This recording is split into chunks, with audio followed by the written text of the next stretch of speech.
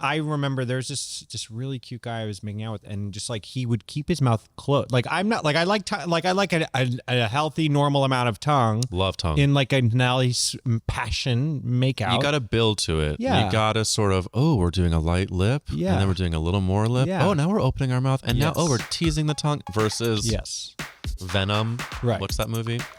Yeah, exactly. Hi, gay. I'm PJ Brescia, they, them pronouns, your host of the BabyGay Podcast and the founder of the BabyGay community, celebrating the coming out process through storytelling, advocacy, and togetherness. I came out later in life and I knew nothing about queer culture. I'm still not an expert, so let's go on a journey of self-discovery together with amazing guests, diverse coming out stories, LGBTQI plus history, and everything in between. This is the BabyGay Podcast. Coming out looks good on you. Hello, everyone, and welcome back to the BabyGay Podcast. I'm your host, PJ Brescia, they, them. And today we are here at the historic Black Cat in Silver Lake, California. And we have a very special guest. I am so honored to be speaking with actor, comedian, and creator of That's a Gay Ass Podcast, Eric Williams. Thank you so much. And thank you for having these gorgeous microphones that I can pretend to be Christina Aguilera belting with a green dildo at Pride. I was there. I saw that. You were like, you saw the second brick get thrown. The first brick was Stonewall. The second brick was Christina Aguilera wearing a dildo at WeHo Pride. Correct. Wait, that's right. Downtown LA Pride. It was in, it was LA Pride. And it was at LA Historic Park. You know, that pissed a lot of people off, but... Why? Well, I have someone in my... I never dox my family on podcasts, but we're 2 minutes in and we're on BabyGay, so let's dox, baby. There was someone in my extended family who used the Christina Aguilera green dildo performance as a way of being like, these people are fucked up and look what they're showing our children. And I was like, there are not children at downtown LA's Pride. This is an adult festival. Now, did I think she should have strapped on a green dildo? It's not my choice. It was not my, it wasn't not my favorite thing of hers, but I do love that she is now a grinder noise. Okay.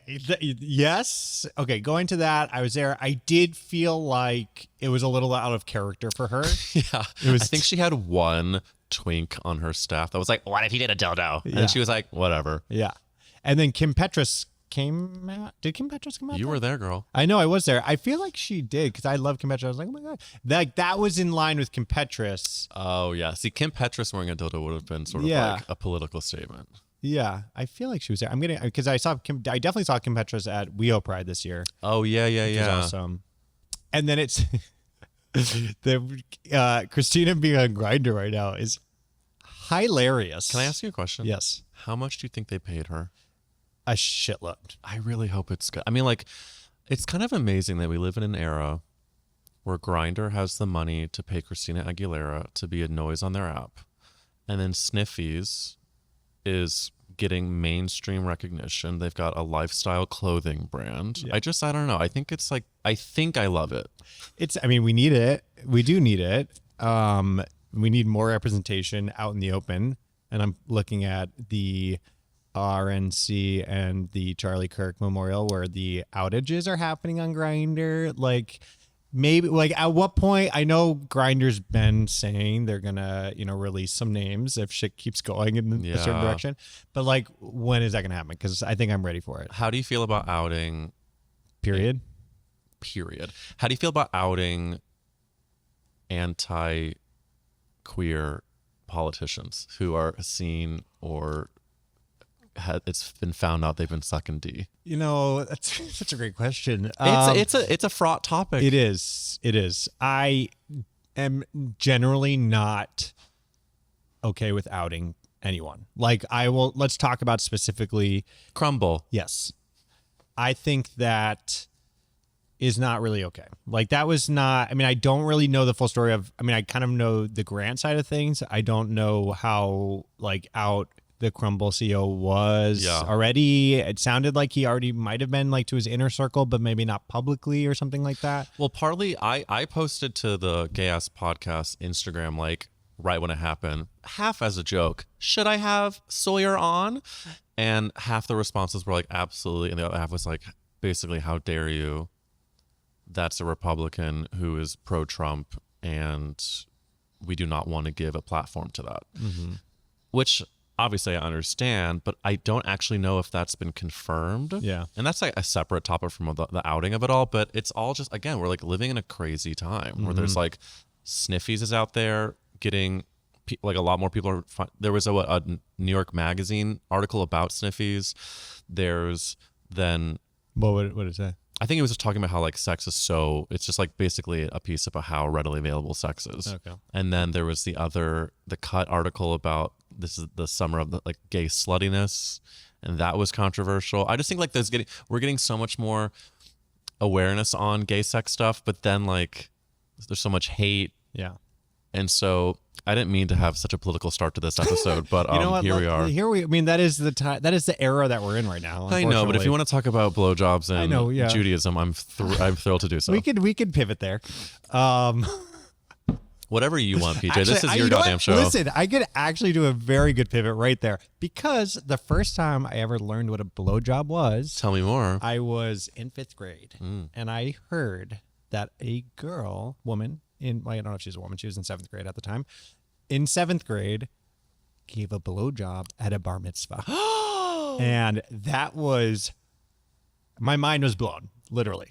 Your mind was blown, and also Aaron Levinston Schmuelstein was also blown. Literally. Wow. Good At for the Mazel temple. tov to him. At the temple. At the temple. Well, I think the party was also at the temple. Oh no! It was a lunch party right after the service. I think it was night. Oh, they did a nighttime shul party. Come on now. I never, you know, people talking about like when they go to summer camp and they have their first experience. Yeah. I went to sleepaway camp, Jewish sleepaway camp, Yeah. and there were no boys wanting to experiment, and so I did not get any boy kisses. Boy. I had a little bit of a boy crush at a different camp I went to, but again, I did not have my first kiss or blowjob or any of that until I had gone to college. Mm-hmm. So I did. What did you have any experimentation before you left? So, this is so interesting. No, I didn't. Well, I didn't come out until 27. Love. So, but I did go to camp. So I went to a Christian camp, which was so painful for me. Tough. And it was all boys Christian camp. Isn't it funny how I can think of a Jewish camp and I'm like, oh yeah, that's kind of fun, and I think of Christian camp and I go, I'm so sorry. It was. I mean, because Jews aren't really known to be like anti-gay as much. They're just more like. Well, correct. But Christians are. And it was this camp, and it was all boys, and I like just in general always preferred to be around women. So the fact that I was kind of like thrown to the woods and with all boys and Christianity was just painful. So fast forward. So I'm going on this like mini excursion during my time at camp. So like I was with a small group and we went on like a multi-day camping trip or whatever. And I was like paired up with the counselor, and like I was hearing about, and I think this was a different counselor, because I've talked about this, where one counselor of mine was like pulled me aside and he was like, you're the most feminine here, and like it was like all about me being like a girl and feminine, and I was like so devastated at the time, because like that was my biggest fear. Well, what's his point? To stop being that? I don't really know what his point was. The boys love to point out when other people are less than. Yeah. I had a friend at my sleepaway camp who tried to teach me how to walk like a boy because it was a problem that I was feminine. Yeah. And I remember the entire session, I was like in my stomach, I was like, this doesn't feel good. Yeah. This feels actually really bad. Yeah. And when I look back on it years later, I'm like, oh, it's just because there was clearly, he was trying to like help because he saw me getting made fun of. Maybe, But I was like, I don't think that's the right way to help. Is be No. like, hey, let's try to teach you how to be something you're not. Yeah. Which is Exactly. why I still unpack that shit in therapy today. Literally. So I was on this. So anyways, I was talking about, I was on this excursion with a different counselor who was very sweet, but we were chatting and he was telling me about these like the boy on boy action that was going down that he was hearing of. And I'm like, looking back, I'm like, why were we talking about that also? How old was this counselor and how old were you? I mean, I was in middle school and unclear of the age. I mean, older than me, You know, counselor, I don't know. I mean, maybe high school, late high school. Why don't we take the like healthy, positive interpretation and say that this counselor was trying to let you know that there's a world out there where there are boys doing things with each other that is not shameful. Right. And there was nothing inappropriate about this counselor trying to invite you to it in that moment, right, but letting you know what is out there in your future. Correct. And we hope that counselor is not on a list. Literally. We hope you are dating people your own age. Yeah. Let's talk about you and tell us more childhood. Give us your trauma. You know, I want to hear it all. Baby, I was going to call you baby girl, but baby you gay. can call me baby girl. Baby girl, listen up. The trauma begins with little old me being born 12 minutes before my straight twin brother. 12 minutes. That's a long time. And thank you for saying so. I am one of 4 boys. I have 3 straight brothers, and my straight twin brother was my biggest bully growing up. So that was my trauma. That being said, I'm also like a gay guy growing up in St. Louis, Missouri. Tough. Again, one of a bunch of straight boys. Tough. Jewy, which like you'd be surprised, there are a lot of Jews in St. Louis. People think that there's not, but there are. Yeah. And I was a huge fucking theater queen and always knew that I wanted to like be out there, but was constantly told that what I was like weird and bad. And so to sort of play the tape forward, I came out my senior year of high school, sort of weeks before graduating, because I knew that I was like about to get out of there. So I told my mom first, then I told a friend at Steak and Shake, shout out, and then I told my twin brother, and he said to me, the monologue I gave him is what I gave to everybody when I first came out. The monologue was, I don't want to be gay, but I am, and I'm learning to be okay with that, which is devastating to like think about a 17, 18-year-old kid saying that, but that was the truth. Yeah. And so I ended up telling my brother that, and he said to me, well, wait a minute, if you don't want to be gay, then you're not. And I had to be like, turns out I've tried. I've tried not to be, and I am. And so I just like grew up like around people that just didn't get it. And so a lot of my 20s was like trying to figure out like, wait, am I gross? Am I wrong? Am I bad?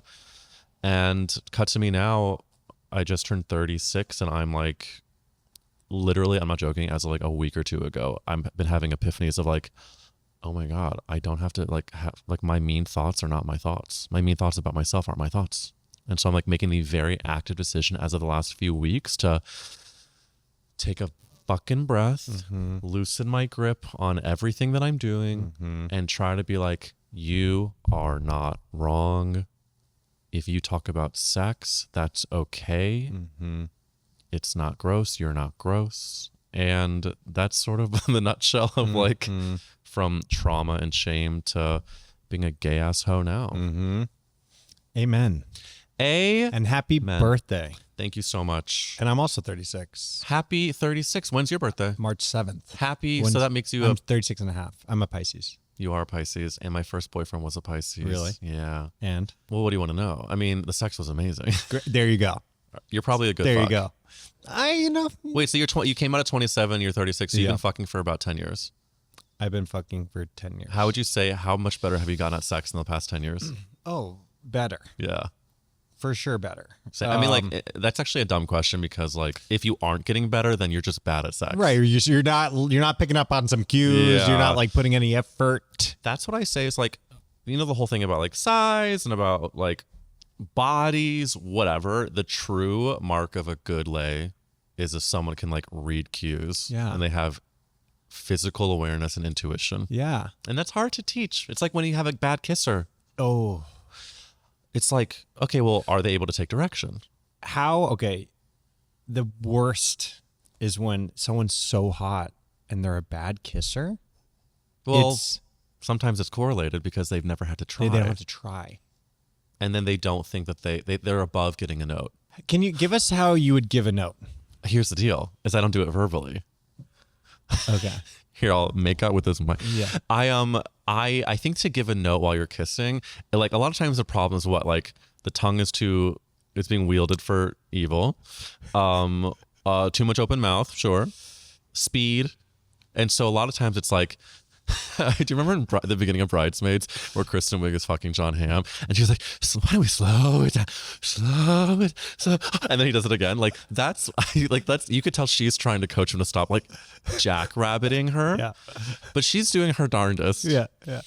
And so I think that's my like technique of trying to like recently I made out with this guy that I like been like sort of crushing on, flirting with because I've seen him out and about, and I was really bummed to find out that the kissing was bad. And I was like fantasizing about what the hookup would have been like and like all of it. And now I'm like, do I even want to? I mean, honestly, probably to me, it's like if you're a bad kisser, you're not going to be really good at anything else. I know. But again, he's so cute. Yeah. Sweet. Yeah.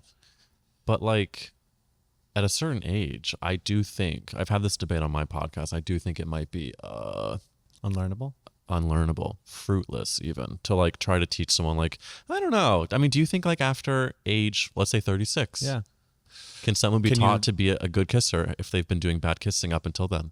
I think I think it would have to be with direct communication of you're not doing the right thing with your mouth.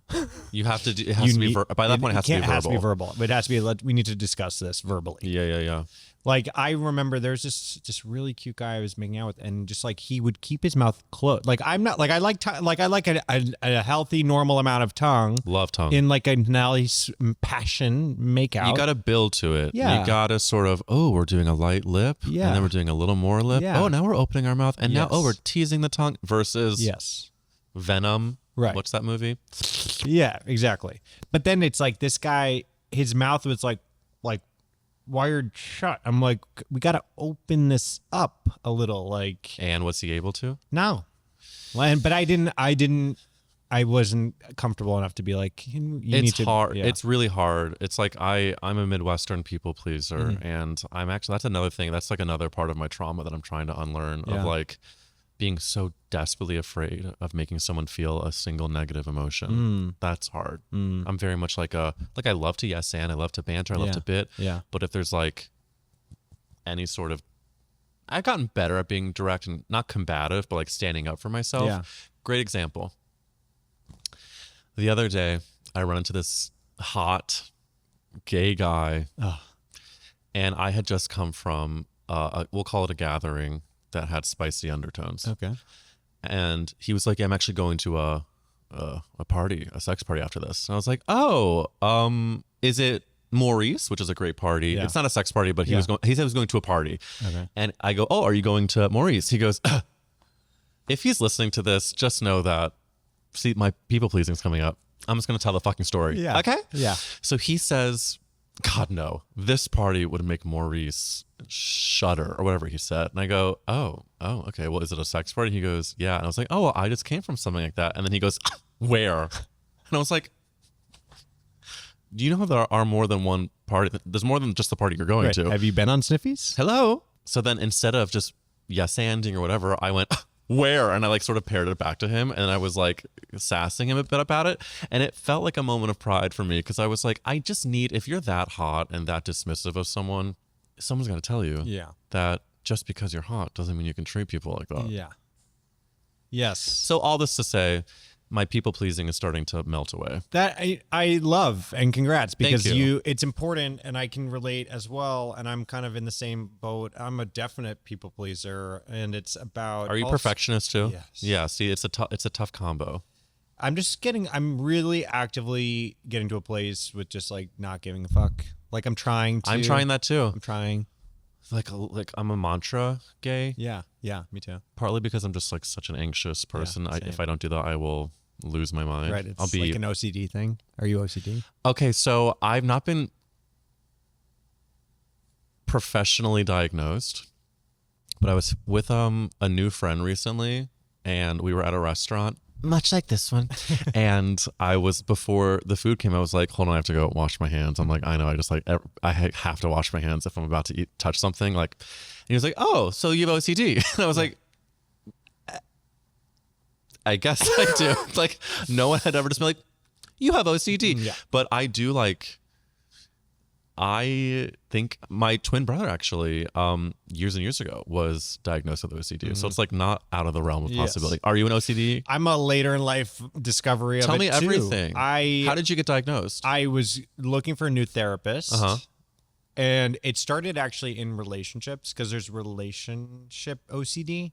And that's where How does that manifest? It manifests where I'll speak for myself. Like I was in previous relationships, unhealthy. I don't know, like whatever. Maybe there was some cheating, not from on the other person was cheating, and it was like I was being gaslit, and I was it was months and months and months of me circling these thoughts and bringing it up to nauseum, and just like it becomes like it's OCD. It's like obsessive. You are obsessively thinking about X, Y, Z. And which pushed me to a new therapist, and then I got diagnosed by the therapist. They're like, "Oh, this is like relationship OCD." And later unfolding, like talking to my dad about early childhood, and he was like, "Yeah, you were a very rigid child. Like you would only drink out of one cup, and it was this one specific cup." I'm like, "Dad, you didn't think like that's OCD?" Like, wow, that's like this is undiagnosed OCD. So she was born with it. She was born with it. It's not Maybelline. She was born with OCD. it. Yeah, it's OCD. It's genetic or whatever the fuck it is. Yeah, that's so interesting. I mean, I definitely like. I'm a known spiraler, and a lot of my spirals center around physical health. That's like the hypochondria of it all, like the washing of the hands. Is my brand of it. I have also spiraled about it's honestly like I'm not embarrassed about it. I'm just like frustrated. In fact, I had a video on TikTok come up that was like basically don't tell people about your trauma because you've moved past it. And now I'm having this moment where like, should I even talk about it? I'll give you the elevator pitch, which is that one of my recent decisions has been to move past this version of OCD, which is spiraling about if my career is far along enough to prove that I have value. Does my career show that I matter? And I've really, really, really, really, really done the work to be like, who gives a fuck? I am very separate from my career. So the irony, I think, is that it's going to let my work become a little more just like free and organic because I'm not so white knuckling it. But I have, for the majority of my life, especially getting to college and graduating, my spirals would be like, am I doing the right thing? Is my career good enough? Am I working hard enough? Am I productive enough? And am I successful enough? Because, if we're going into the trauma of it all, my three brothers are all like, my older brother is a veterinarian, and I give him a lot of credit because he actually switched careers like late in his 20s, went back to school. Now he owns his own practices. He's killing it. My twin brother works in finance, been at the same firm since we graduated college. My younger brother works in finance. They're all like straight dude jobs. I guess veterinarians have a lot of women. But this being said, I'm like the freak of the family. And so I see their careers and I want to like, make my parents proud, even though I know that they are. But I hold myself to the standard of like, am I selling out this live show? Are my podcast downloads big enough? Is my and all this to say, do you have any value on this earth? That's like the question I've been trying to answer, and I've literally now my newly 36 year decided, who gives a fuck? I matter no matter how many tickets are sold or people are listening or following or I'm just a horny gay guy on this earth trying to make some people laugh, put some shit out there that's celebrating who we are, and whatever happens, fine. Do I want to like have a lot of money and get a big house? I do. Yeah. And we're manifesting that. Yes. But that's going to come. And again, if it doesn't, I won't be here to find out because I will end it all.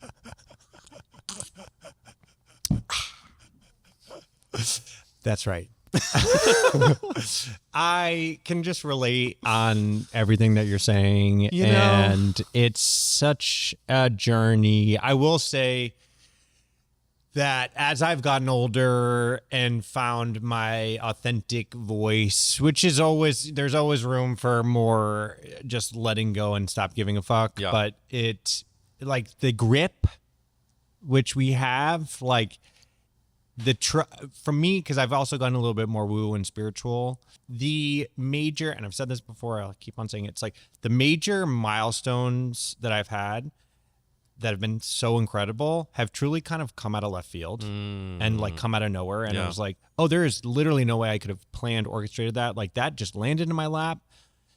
But in my viewpoint, I've been working my ass off over here, and it's somehow correlated to this thing over there. And was not the intention, but like it feels like it was justified because I have been doing the work or like evolving and growing and whatever. So it's like the letting go of the outcome and just being present with what you're doing. And if what you're doing is fulfilling to you, that's all that matters. Yeah, because at the end of the day, we were white knuckling for so long because it was like the way we could survive. And that's what I've realized is that it did serve me. And I've been getting more woo-woo as well. And that's probably why my TikTok has been serving me so many. Oh if you see this video, you have it for a reason. Stop scrolling. Stop scrolling. No hashtags. Do I believe the TikTok algorithm is also tuned into the universe? Or do I believe that the algorithm knows that I'm going to sit and watch this? Both. And I'm not going to answer that question. But I am going to answer that.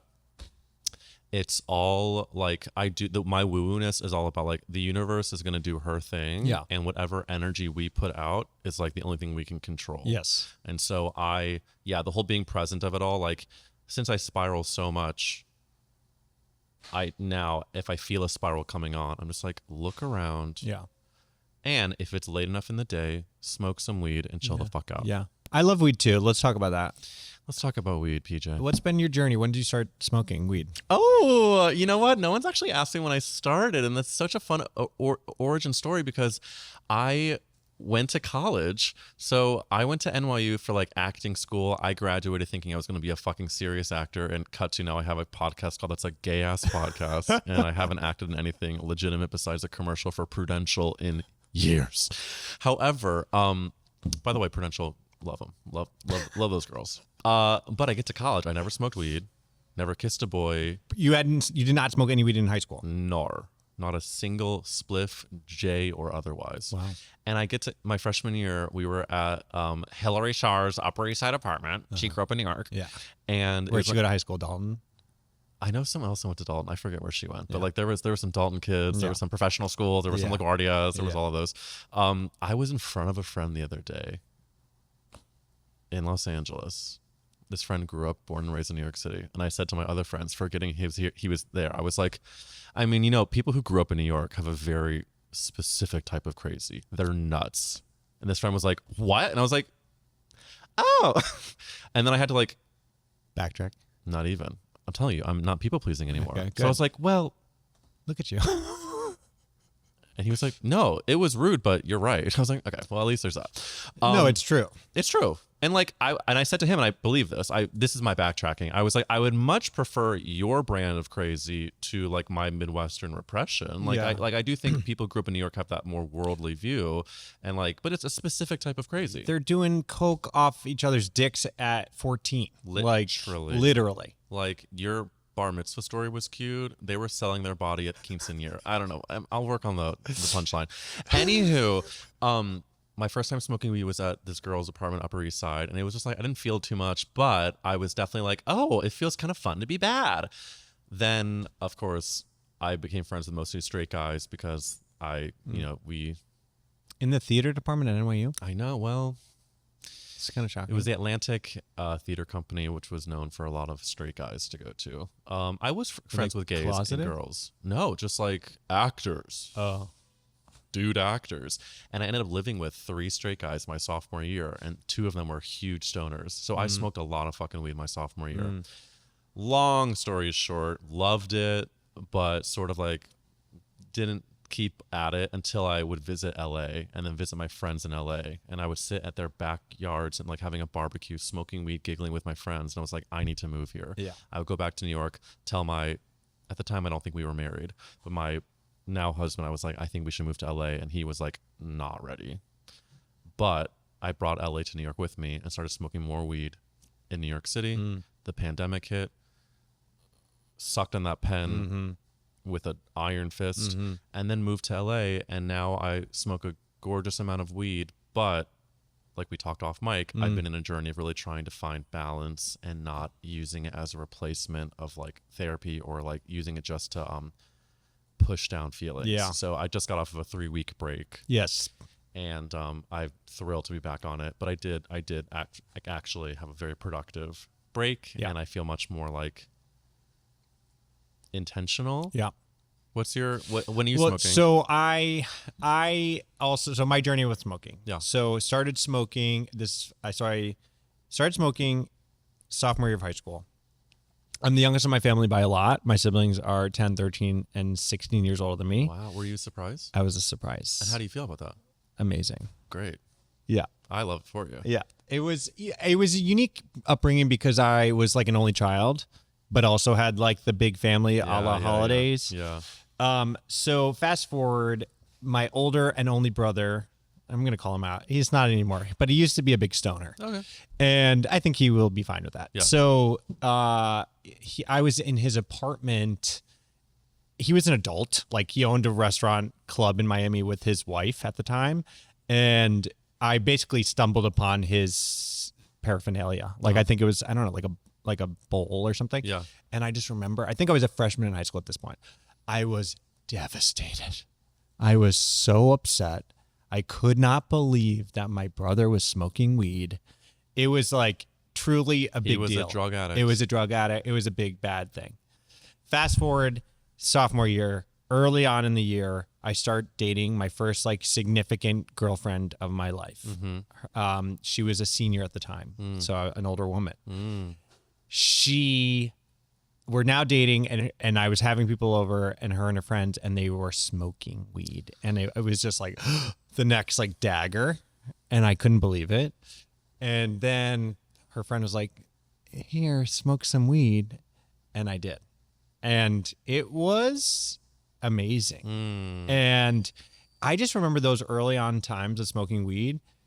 It was a different experience. I mean, it felt like a hallucinogen, like a very big drug adventure. Did your gay side come out when you smoked weed? I mean, probably. I mean, that was always my biggest anxiety. Who the fuck knows? But probably. Were you? Can I ask you about this girlfriend? Yeah. Were you fucking her? Oh yeah.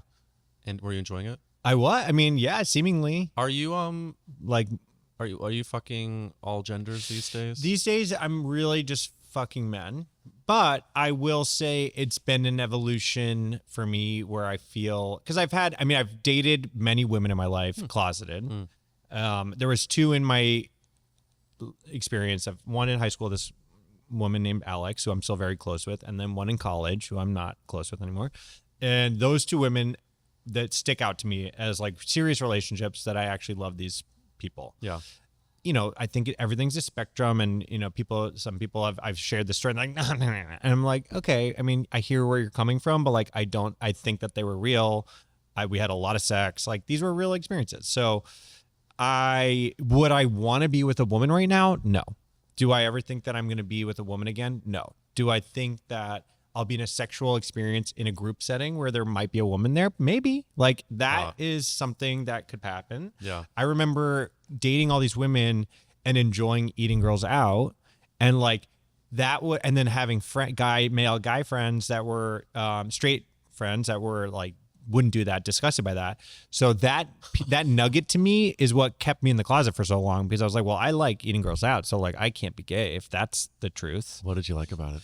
I think, well, one, I've been watching a lot of trans men porn. Okay. I'm really enjoying it. Okay. And I had one girlfriend, never hooked up, never ate her out, never really hooked up. But I will eat pussy one day. Yeah. But I want to know from someone who has. Okay, so I mean, this is manipulative, and I'm going to call myself out for Okay. it. I knew that if I was going to eat this girl out, she was going to blow me. It was like I would do it first to guarantee a blowjob in return, which was always the case. That's okay. Yeah. So I did it with that intent. However, I think I also like, it was like kind of like naughty. It was like the most naughty of the things. And I always gravitated to the most naughty of the things in general. And you knew what to do? a great question. Never been asked that question. I don't know if I knew what I was doing. I'm just like picturing this microphone is a vagina, and I'm like, yes, I knew that you would get past the flaps and go to the little button. little button nose. The little button felt good For her. Yeah. Correct. So how did we get here? Unclear, but love it. Weed. I when we talk about like our brain chemistries, like I'm such an overthinking. My mind is very active. That's why I like weed, is because it sort of slows things down. It makes me, I think, and feel free to roll your eyes, but it makes me feel like I'm connecting to like my higher vibrational self. I'm like more confident and just like not worried as much When you're stoned. when I smoke weed. Yeah, How do you what about interacting with other people? love it. I smoke weed when I go do. out. You yeah, do? yeah, because I become even flirtier. Love a little make out. Yeah, sure. I go. A lot of people go inward. I don't. I get chattier and sillier and Yeah. bitsier, and my husband doesn't love that part of the weed experience for me, Yeah. but I do. Yeah. Okay. Well, But I it's do. for you. Matt, It's for you. I do. Yeah. So, but I'm like, it's funny. I'm a little bit of a noob when it comes to a lot of experiences that many adults, especially gay adults, face. Like I have not done most drugs. You know, it's better. So I went. Okay. So go finish your question. Yeah. And this is not about me, so I feel bad not talking all this, but I feel like we're geeking. Yeah, we're geeking. So, long story short, the idea of sobriety was coming up for me a lot in my late 20s as I'm like going through my coming out journey. And I remember the first time that I had it come up, it was 2018. And I was like, whoa, what is this thought? And like, because I was a big partier. So I was a big partier. Then I came out and then I was like, oh, I was partying to run from myself. So like literally the need to do drugs like dissipated after I came out. Wow. It was crazy. I mean, granted, I love a good time and I love a good experience and a little trip, but like it was You could clear. really feel what you were using the drugs for. Yes. That's kind of why I took a break, is because I could feel that I was using weed again to push shit down. Yeah. And also my therapist was like, maybe you should stop for a minute. Yeah. And so I did it. I stopped for 3 weeks, and it was a pretty brutal 3 weeks. Yeah. All of my like really The whole time though, or just the beginning? the first obviously the first like 3 or 4 days I was like crying. Yeah. Because I was like, why am I so angry? Yeah. A lot of anger. Yeah. And then it's and then it became much better. Yeah. I think my sleep probably got a little better, and I didn't have the urges as much. And I was like, this is the point of this break, to prove to myself I don't need it. Yeah. I can exist and be still as productive and blah, blah, blah. Yeah.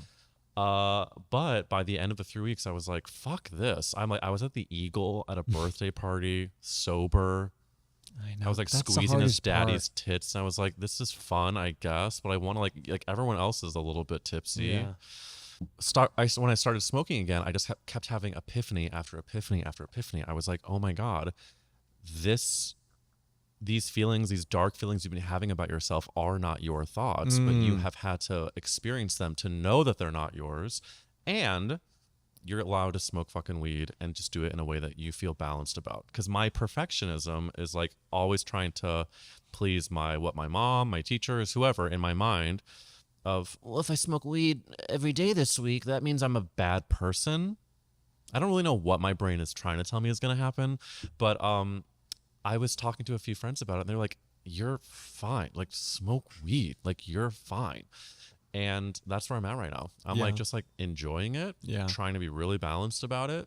And I'm actually much more productive and creative when I'm being easy on myself and smoking when I want to. I think that's the key, is the being easy on yourself. Yeah. Because I can relate in everything that you're saying. And it was 2020. I was in a serious relationship, and this idea of sobriety came up for me. I started little stints. So I would do months off, and then I was in this relationship and I broke it for him. And then it was a bad ending. And I was like, you know what? Like, I'm doing this for me. So I'm going to be sober for a year. I've never done that. So I started sobriety. That was a goal. Let's do it for a year. And I did. And it was amazing. And like, it wasn't all the things that like, I thought I was going to feel incredible after. And like, that's not what happened. But like, I just learned a ton of other things about myself. And then I was completely sober off everything for like 2.5, 3 years. Wow. And then what kept coming up for me was like, I miss weed. Like I it's hard. Like you're saying, like being at the Eagle or being anywhere, being out, being social and being fully sober is challenging, which I'm not saying like you should do things because of that reason. But like what came up for me was like, I miss smoking weed. Why am I being so strict with myself? And it was the other side of the spectrum. And I then just started smoking weed and I was like, I had so much anxiety because of the perfection of it. I'm like, but I'm going to break my sobriety and like, blah, blah, blah. And it's like, I smoked weed and it was with a family member and I like felt so right. And like the whole experience of the setting of the thing felt good. And I was like, I'm going to do this because this is what I want to do. And I'm with family and I feel safe and like, this is fun. And it was great. And it was like this like anticlimactic moment where I was like, oh, it's not a big deal. Listen, when you said that you were in like a great setting with someone you trusted, just smoking weed, that made me feel like I think some of the biggest joys in life doesn't have to be weed for everyone, obviously. For my sober sisters, I love you and I shout you out. But I think for like me, one of my favorite moments in life is like smoking a joint or whatever with a friend and just giggling. Yeah, like me too. It's one of my favorite experiences to have. Too. And if you put in a gorgeous dessert on top, sweetie. And then if you're sucking my dick, I mean, that doesn't need to be, that's not necessary. But like my favorite things, literally, I think, are smoking weed, giggling with friends, eating dessert, and flirting or fucking. Not even fucking, jerking off. Yeah. If lube is involved, I love it. Okay. These are a few of my favorite things, babe. Julie Andrews, eat your heart out. I do want to, you just touched on something that we're going to pivot the conversation a little bit with jack off sessions. That I don't like. I love hooking up. I love sex. I love all the things. Like, if I'm gonna go out of, because let's talk to people who don't know. There's a big culture, let's say on Grindr, probably on Sniffies and every other gay hookup app. It's like the meetup, the jack, like you're jacking off next to each other. But like, are you in those jack off sessions? Like, are you not making out? You're not like... Hey, baby gays. If you're enjoying the podcast and you're interested in learning more about the baby gay community, make sure to visit our website at www.baby.gay to discover more info about our events, merch, and all the ways to connect. And of course, don't forget to subscribe and share. Love you. Are you in those jack off sessions? Like, are you not making out? You're not like... First of all, I love that you've chosen me to be the representative of people just having jerk off hangs. Because I'm actually So what I will tell you is I'm not doing a lot of just that. But part of the reason I brought up the jerking of it all is that I have realized that like the people that just say like penetration or nothing, that's not me. Yeah. I can just have the jerk off and enjoy it. But definitely there's got to be kissing. I love like dick to dick. Yeah. Like that to me is like you can have amazing sex without penetration. Yes, that's how I feel. I agree. Part of the reason I also like am a big proponent of the jerk is I've gone to a couple of gatherings where there's no lips below the hips. The rule. And so it's kissing and jerking. And it's really fucking fun. Also sex or no? And there's no fucking. Oh, sorry, no fucking. No fucking. Oh, yeah. No fucking. Okay. But what I want to dig into here is the faces that you're currently giving me, the energy you're putting off, is that you want there to be penetration. No. Oh, no. No. Tell me what you're experiencing. Well, okay. So going back to I guess I love mouth play, making out, oral. I love oral. I do love oral. Love. Both ways. Are you 50-50? Oh, like I definitely want to do both. Yeah. Yeah. I ask people for my like bonus episodes for the podcast. Yeah. I do like a lot of times we talk about horny shit and I ask about like, do you prefer to suck or be sucked? And I really love getting people's answers. And 50-50 is actually rare, and I love that. Really? I love it. Yeah. People usually are like one or the other. Well, this is so crazy. More people like to suck than be sucked, which I find to be interesting. My ex. I love to be sucked. Who doesn't like a blowjob? That's what Some people. Because they're getting bad oral.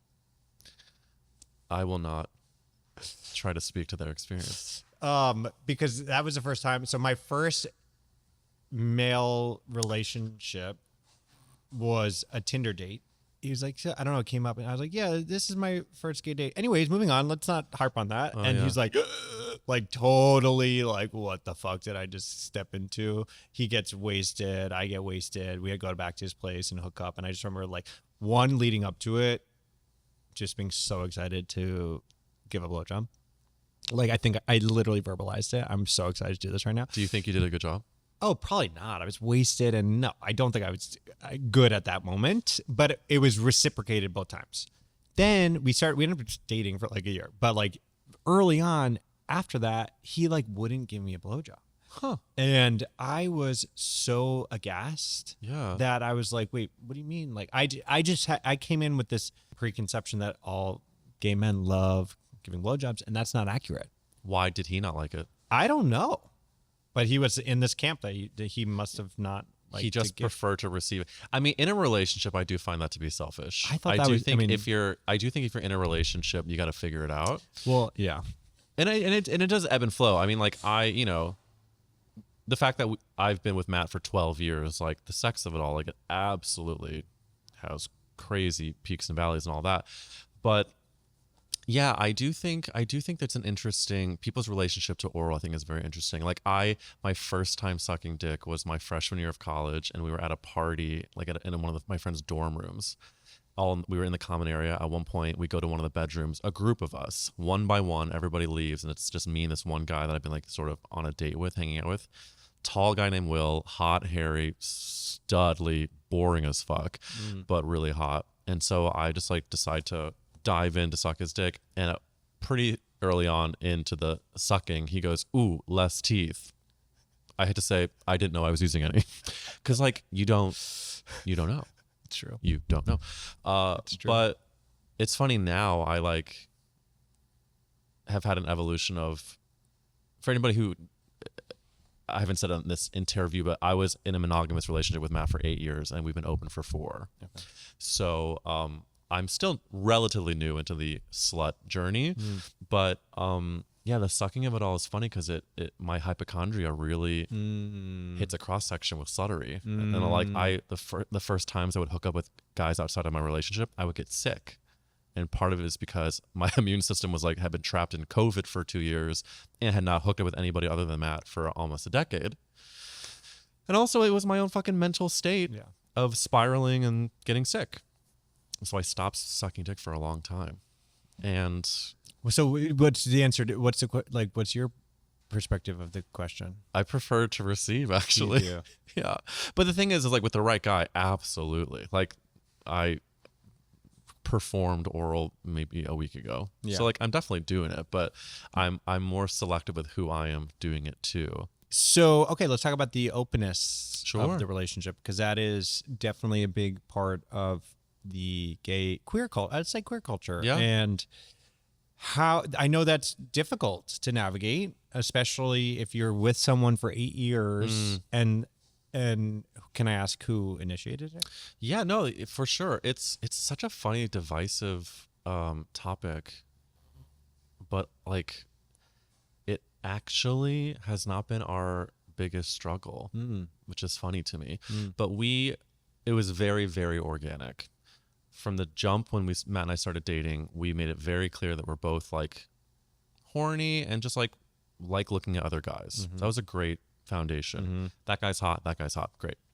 Then as the years went on, we're like, wow, some people are open. I don't think we would ever do that. Okay, fine.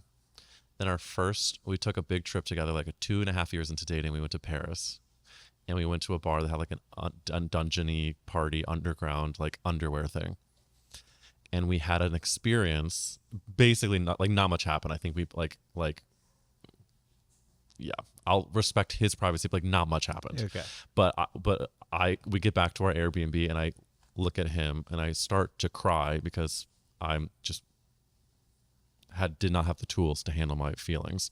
And I was like, does this mean that we're open and that we're gonna then like get all like messed up and then break up? And he was like, no, we're good. He had to be like, we're good. And so then we get back to our regular lives in New York, and the same thing. We're monogamous and still flirting and looking at other guys.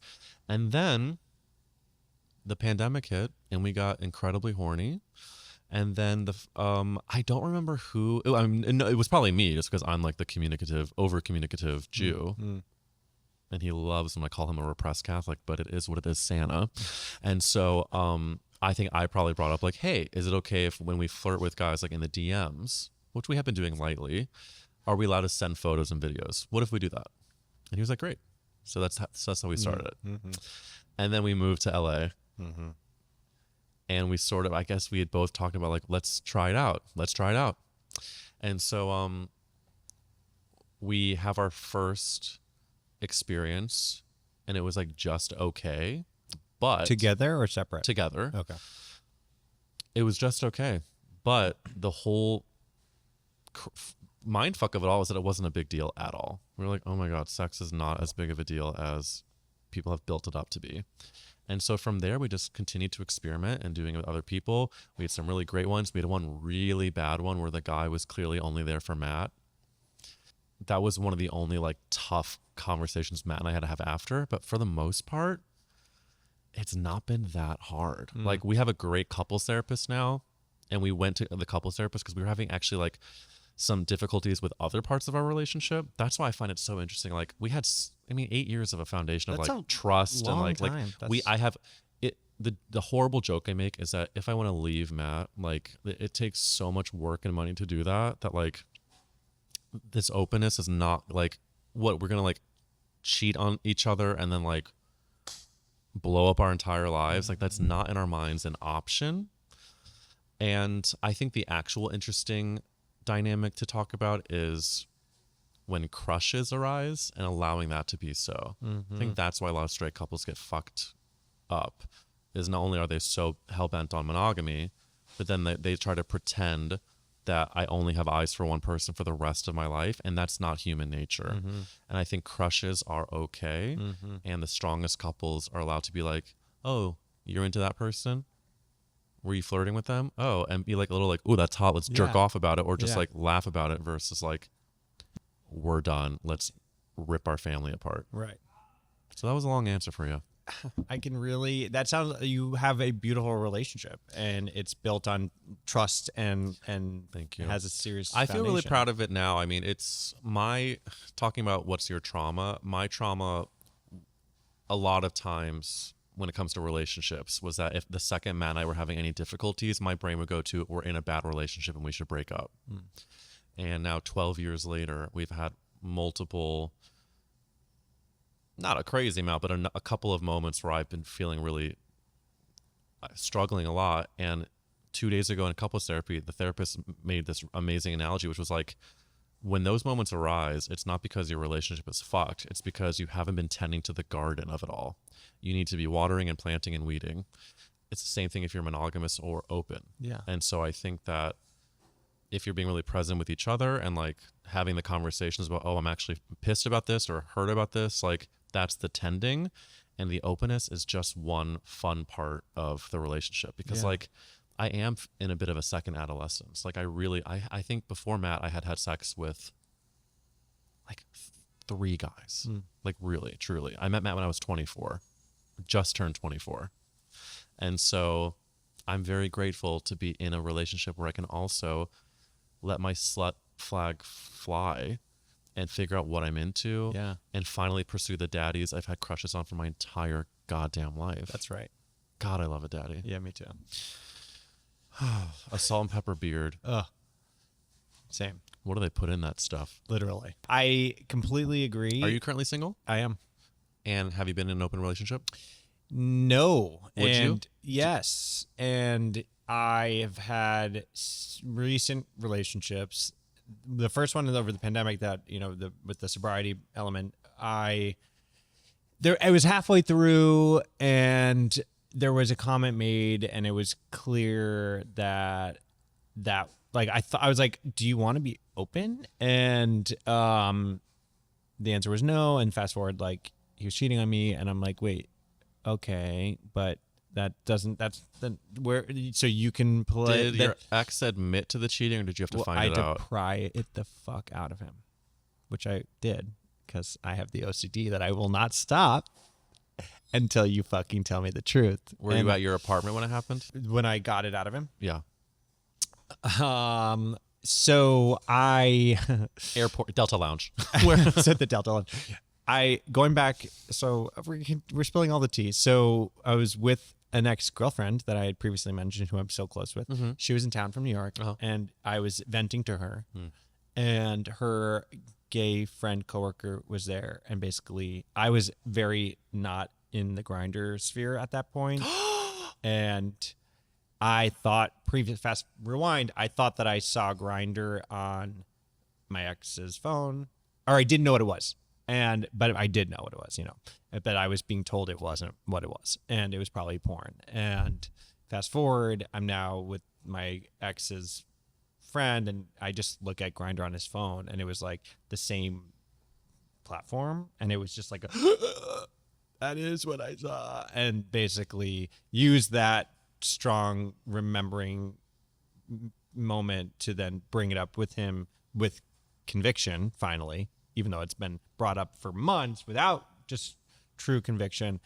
And it was a 2-hour conversation to finally have him be like, yes, I did. Yes, I was on Grindr. And was he hooking up with people? He still wouldn't admit that part, even though I know he was. I mean, yes, of course, you're not. Yeah, the answer is he was. But I knew he was like hedging still.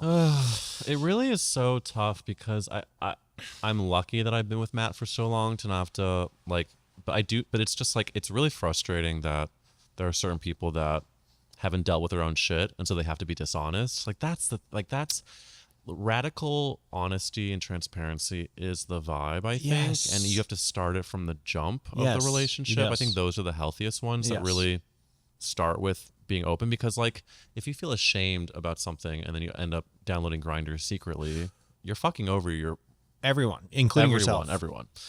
I actually have not thought about this in a very long time, but my first relationship, my ex, I think I downloaded, I don't remember what it was. It was like 2010 or 11. It was a long time ago. And I downloaded something to look at it. And I told him, because I was just like, I just want to let you know. And he was so pissed.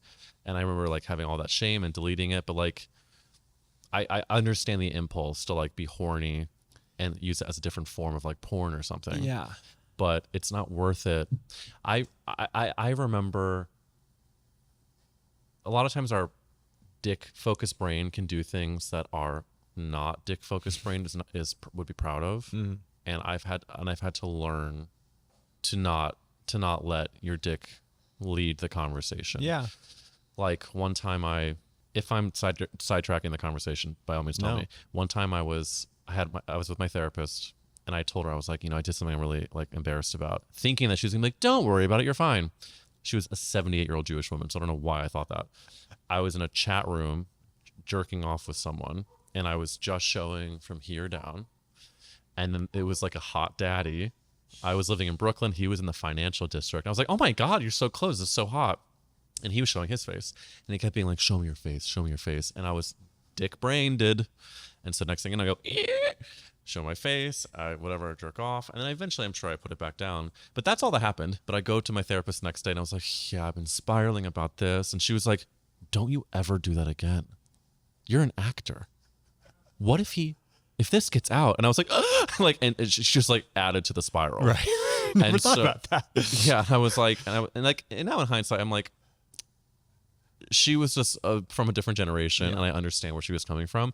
But I bring this up because I think I would do things when I was super horny that I wouldn't have wanted to do if I wasn't in the middle of the passion. And I feel like maybe giving your ex the benefit of that doubt of he was probably using Grindr as convincing himself he was just horny and it's fine, when he was very much betraying you. Yes. Yeah. He in that defense breakup, it was like, well, I was doing it when I was partying and I was out of my mind. I'm like, bro, I was literally doing the same thing that you were doing, and it didn't make me download Grindr and talk to guys. Yeah. So, okay. What's your relationship to the apps now? Well, that was my intro to Grindr. So Grindr, I was never on Grindr. So it just gave me such a bad connotation with Grindr. So I was not on Grindr for so many years. Yeah.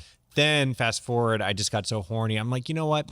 I should probably understand what my competitors are doing. Sure. So I got on Grindr, and it was just so It was Grindr was so healing. I'm gonna make that the soundbite. Grindr was really healing because it allowed me to it demystified. Oh wait, this is not as scary as I thought it would be. There's like good people on here. Like it is really interesting. I think like some people use it as like a real dating app. Totally, people meet, and I think part of your experience is like understandably shaded by the cheating of it all. Yeah. But also think about like the shame about sex, period. Yeah. When I first looked at Grindr, I was right before meeting Matt, living in Brooklyn. I would look at it, and I don't think I put a picture up. If I did, it was just like a close-up of like one hairy nipple, because I was just like, I don't want anybody to see anything. And then I remember looking at it, never having the chutzpah to meet up with somebody, but then I would go to the subway and I would be on the platform and see guys from the grid and be so embarrassed. Oh. Because I was internalizing all this shame that like, I saw you there, you know that I was there. I felt like I was catching them and they were catching me, because I thought sex was so shameful and embarrassing. Yeah. And so cut to now, I'm like, who gives a fuck? Yeah. Like, we all want sex. Yeah, and it's like human nature. It's human nature. We are animals. Yeah. One time I was on the subway and this hot guy with like a sweat panty bulge was next to me, and we were like eye fucking a little bit when I was dating Matt at this point. And I told my therapist I was feeling insane guilt and horrible shame. And she said to me, she was like, what if I was like, she was like, you should. No, she was a great therapist, actually. She said to me, you can think whatever you think. It's what you do. It's your actions that matter. Yeah. Do not worry. Yeah. You are sure in a relationship, fine. You're allowed to like fantasize about a hot bulge guy on the N train. Like it's fine. But I was so deeply baked with, you know, I have this show that I've been doing that's like basically a lot of what we've been talking about. It's like me telling stories about like horny shit and Jewish shit and shame shit. And one of the stories I tell is about the sex talk my parents gave me before I went to college. My twin brothers was 3 minutes long. Wear a condom, have some fun, high five. And then my parents come into my room. And the joke I tell is that 3 hours later, I was in tears because my mom told me that I would get attacked by an older gay man and then get HIV. And the joke I say is, she said, if you're not on PrEP by Rosh Hashanah, you will get AIDS by Hanukkah. And let's pretend that PrEP was around back then for the joke to work because I'm so young. It wasn't. I was like, wow, okay. It wasn't. So I went to New York to college, terrified of sex. And it's taken me till now to be like, wait a minute, it's really fun. Yeah. And healthy and good and great. And just like communicate, consent, and let's get off. Thank you. And be honest. I'm sorry I keep hitting when you have a gorgeous booth, it's hard not to hit it. It's true. I could talk all day long. Same. So let's continue this off camera, but Please. We covered your coming out story. Yeah. What was some gay media, queer media that was helpful in your journey? The movie Sister Act 2 made me gay. Whoopi Goldberg as Dolores Van Cartier. The movie Camp, which is about a bunch of kids who go to theater camp. It was filmed at Stage Door Manor, a musical theater camp I wanted to go to, but my parents said it was too expensive. So I lived vicariously by watching this movie about a bunch of horny kids at theater camp, including Robin and Jesus, who played like very queer. I haven't seen it in enough years to know like maybe we would interpret that character as like being trans, but basically Robin's character dressed up in drag to go to prom and then was like gay bashed at prom. And I remember watching this being like, why do I identify with this so much, even though I was like a 15-year-old straight guy. So Camp, great soundtrack as well. Broadway, Sutton Foster. Yeah. I mean, I was just a huge theater queen. Okay, we're gonna play a quick little game. It's gonna be about. Well, also we didn't really talk about That's a Gay Ass Podcast. Do you want to talk about that really fast and talk? That's a gay ass podcast. Listen, my podcast is. I love being on Baby Gay because my podcast does something very similar, which is like, ask people whose fault is it that you're gay? Who do we blame? And then if you're straight, I ask, why are you so obsessed with us? Who was your first gay? And then we get into that. I've been booking some exciting people. I won't say that there's one coming up that the recording hasn't happened yet, but some very exciting folks are doing it. And if you want to go listen, there's like Lisa Rinna did the pod. That's amazing. Jinx Monsoon, Ben de la Creme. Just the gals. Yeah, the gals. And the hot guys. The hot guys. We're going to play a quick game. Who's your diva? So you're going to guess, or not guess, you're going to share who you think these celebrities' diva would be. Got it. Love it. Pedro Pascal. His diva is something super gay like Madonna. Ricky Martin. Ricky Martin finishes his bump of coke and then he puts on Kylie Minogue. Kamala Harris. Kamala Harris finishes eating her husband's hairy hole and then she puts on Sheryl Crow. Jennifer Coolidge. Jennifer Coolidge goes, oh my God. And then she puts Cher on. Cher. Lance Bass. Lance Bass, I would say, he's tough. Lance Bass watches reruns of Vanderpump Rules. And then after that, he listens to the nastiest rap. Harry Styles. Harry Styles listens to Fantasia Barrino exclusively. Dolly Parton. Dolly Parton. Dolly Parton listens mostly to just like meditation soundtracks. But when she wants a little bit of excitement, she puts on Ricky Martin. Kermit the Frog. Kermit the Frog takes a huff of poppers and then listens to Jennifer Hudson's one song from the Sex and the City movie soundtrack, I Got Love. Yes. And who's your diva? My diva is Beyonce. Every time I've seen her in concert, I have cried. And she was with me when I was a closet case listening to her first solo album. I was in the backseat of my parents' van while the rest of my brothers listened to the Dave Matthews Band. I put on her first album, listened to Me, Myself, and I over and over, and felt seen, comforted, and understood. And I haven't let go of my love for Beyonce since I was a closeted teenager. And I will see her any chance I can. We love Beyonce. And then last segment, it's called My First Time. So you're going to share with our audience your first queer crush or queer kiss or queer sexual experience. The goal is to kind of demystify the clunkiness and for those that are still struggling, because it is awkward.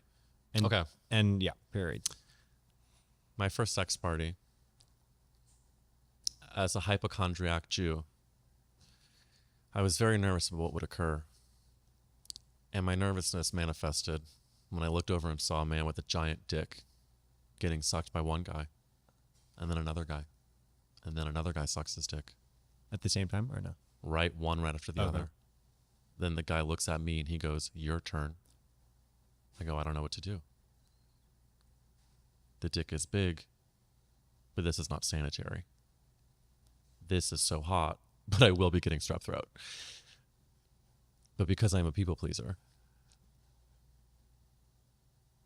I did the Midwestern thing that you do, and that was suck that dick. Good. Did I enjoy it? No, because I kept thinking about all the other guys' saliva that was on it. But would I do it again? Only if I had Listerine in the car. Can I do that again? That was insane. I loved it. I mean, sure, if you want to. Another first. Okay. My first daddy. I'm on a chat room. What are these chat rooms? So back in the day, you would just Google like gay guy chat and then a list of like, it was basically the precursor to chat roulette. Okay. You could like go on camera and then just like see a new person. These chat rooms, you could like be in a room with people from all over the world. And then you could do like, do you want to go private? And then you could go into your own chat room. And I think for this one, I was chatting with a guy that lived in New York City. While I was in New York City, long story short, I found out he was 2 blocks away from me. Wow.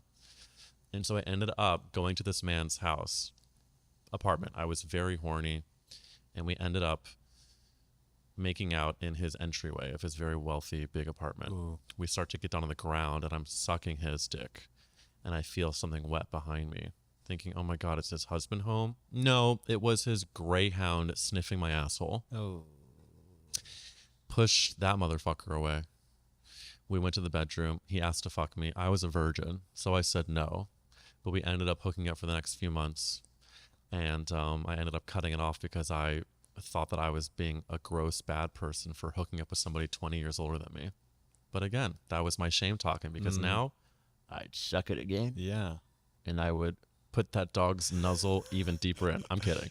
But yeah, that was my first ever daddy. John. That's amazing. You're still in contact with John? No, God, no. No, I probably blocked him. Oh. Probably blocked him. I should Google him, though. I remember his job was a big job. Really? If he had a fancy apartment, yeah. Washington Square Park. He was like on the park, yeah.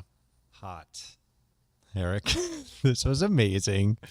Thank you so much for having me. Thank you to BabyGay, the BabyGay listeners, and to you, PJ. You're such a gorgeous host on a gorgeous show. Thank you. And thank you. Where can people find you on social? On Instagram at Eric Wills, TikTok at Eric Wills TT. And the podcast is called That's a Gay Ass Podcast, and that's at Gay Ass Podcast. Or I've got a new, my Glory Hole talk show is called Confession Hole, and we're filming a season 2 in January. So that'll be coming out where people confess their nastiest secrets through a glory hole. Amazing. And that's all I got for you. Okay. Well, thank you so much. Thank you. And remember, baby gays, coming out looks good on you. And don't get it twisted.